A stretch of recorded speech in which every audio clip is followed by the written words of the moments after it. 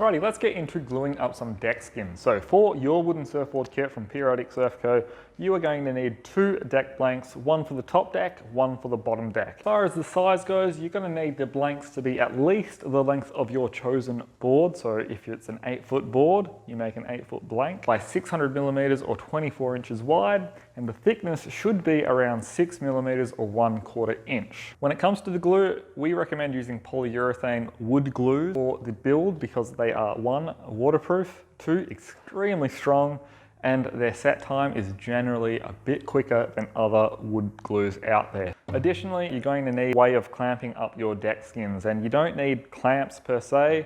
Masking tape will do a really good job, and that's what we're going to showcase in this video.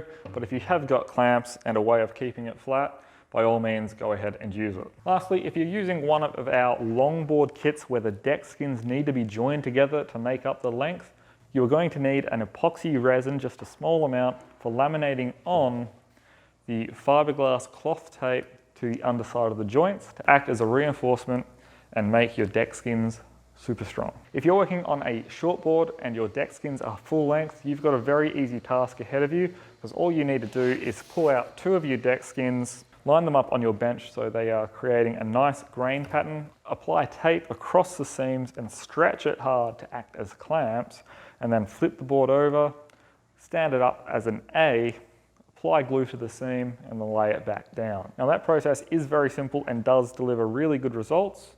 However, you can take it one step further by clamping the boards together and edging the sides to create an even tighter glue seam.